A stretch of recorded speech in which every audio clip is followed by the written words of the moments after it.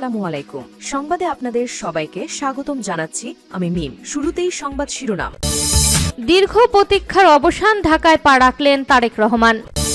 বিমানবন্দর সহ আশপাশের এলাকায় জোর নিরাপত্তা। এবং সর্বশেষ জানিয়ে দেব, তারেক রহমানকে সমর্থন জানিয়ে এনসিপি ছাড়লেন কেন্দ্রীয় নেতা। শিরোনাম শুনছিলেন, এবার বিস্তারিত।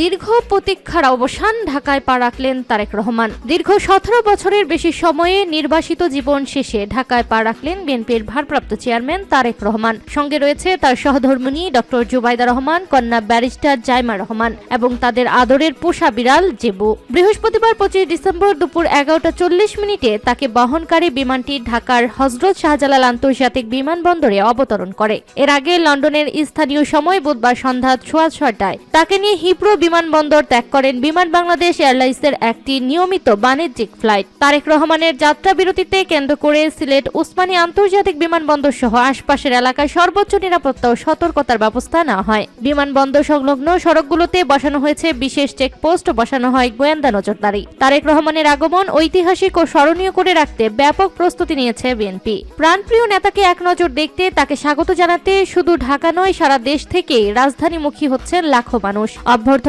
কমিটির প্রত্যাশা, গণসংবর্ধনায় 50 লাখ মানুষের সমাগম হবে, যেখানে দলীয় নেতাকর্মীর বাইরে সাধারণ মানুষও অংশগ্রহণ থাকবে। তারেক রহমানের দেশে ফেরার পরে দুদিনের কর্মসূচি চূড়ান্ত করেছে বিএনপি। দলের স্থায়ী কমিটির সদস্য সালাউদ্দিন আহমেদ জানান, শুক্রবার জুমার পর রাজধানীর শেরেবাংলা নগরে বাবা বিএনপির প্রতিষ্ঠাতা ও শহীদ রাষ্ট্রপতি জিয়াউর রহমানের কবর জিয়ারত করবেন তারেক রহমান। এরপর সড়ক পথে সাভারের জাতীয় স্মৃতিসৌধে গিয়ে বীর শহীদদের প্রতি শ্রদ্ধা জানাবেন। পরের দিন শনিবার তিনি ভোটার নিবন্ধনের জন্য রাজধানীর আগারগাঁও নির্বাচন ভবনে যাবেন। নিবন্ধন শেষে ঢাকা বিশ্ববিদ্যালয়ে জাতীয় কবি কাজী নজরুল ইসলামের মাজারে ইনকলাব মঞ্চের মুখপাত্র শহীদ শরীফ ওসমান হাদির কবর জিয়ারত করবেন। এরপর তিনি জাতীয় অর্থোপেডিক হাসপাতাল ও পুনর্বাসন কেন্দ্র গিয়ে জুলাই অভ্যুত্থানের আহতদের খোঁজ নেবেন। এর পরবর্তী দিনে কর্মসূচি পরে জানানো হবে বলে জানান সালাউদ্দিন আহমেদ।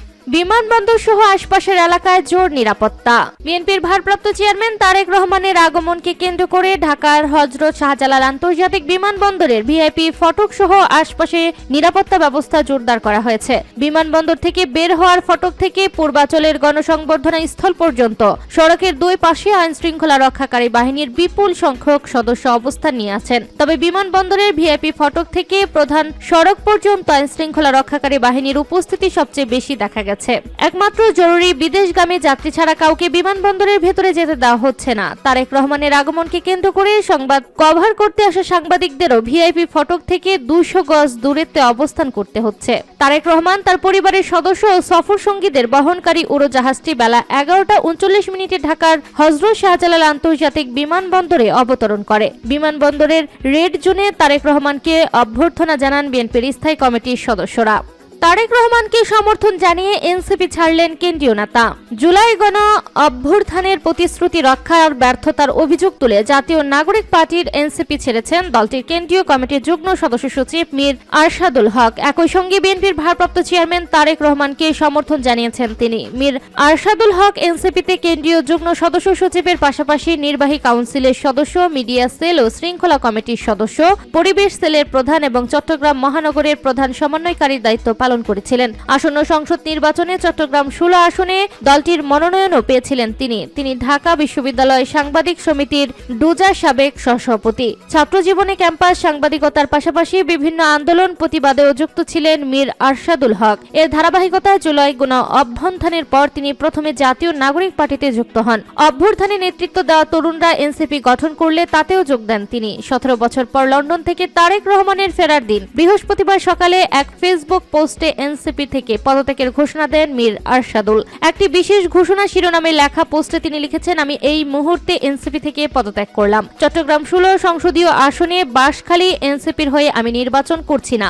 আজকে একটি বিশেষ দিনে এই ঘটনাটি দিচ্ছি, যেদিন দীর্ঘ 17 বছরের নির্বাচন শেষে দেশে ফিরলেন বাংলাদেশ জাতীয়তাবাদী দল বিএনপির ভারপ্রাপ্ত চেয়ারম্যান জনাব তারেক রহমান। সুস্বাগতম। এনসিপি নিয়ে হতাশার কথা জানিয়ে তিনি লিখেন, জুলাই গণ অভ্যুত্থানের আকাঙ্ক্ষা নতুন রাজনৈতিক বন্দোবস্তের প্রতিশ্রুতি নিয়ে এনসিপির যাত্রা শুরু হয়েছিল, কিন্তু এনসিপির প্রতিষ্ঠা থেকে এখন পর্যন্ত গত 10 মাসের অভিজ্ঞতায় আমার কাছে প্রতীয়মান হয়েছে যে এই দল ও দলের নেতারা যে প্রতিশ্রুতি রক্ষার্থে পুরোপুরি ব্যর্থ হয়েছেন। যে স্বপ্ন ও সম্ভাবনা দেখে এনসিপিতে যোগ দিয়েছিলাম তার কিছুই আর অবশিষ্ট নেই। দল ও বড় অংশের নেতারা ভুল পথে আছেন বলেই মনে করি আমি। এই ভুল পথে আমি চলতে পারি না। এই মুহূর্তে থেকে আমি এনসিপির সঙ্গে আমার কোনো রাজনৈতিক সম্পর্ক নেই, তবে ব্যক্তিগত সম্পর্ক থাকবে। তাদের প্রতি শুভকামনা রইল।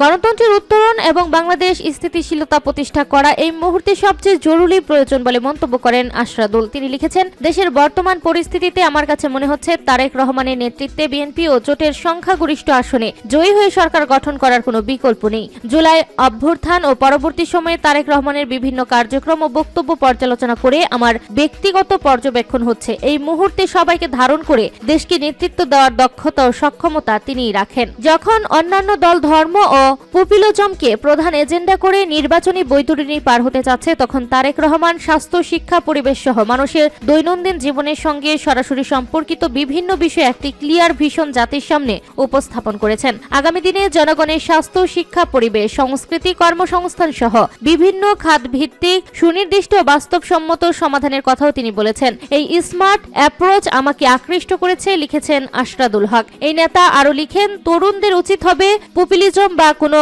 হুজুগে প্রভাবিত না হয়ে দেশের সামগ্রিক স্বার্থ, ভবিষ্যৎ ও কল্যাণের কথা বিবেচনা করে তারেক রহমানের জনকল্যাণমূলক ভীষণ বাস্তবায়নে সহযোগিতা ও সমর্থন জানানো। আমি ব্যক্তিগতভাবে আমার পূর্ণ সমর্থন জানিয়ে রাখলাম।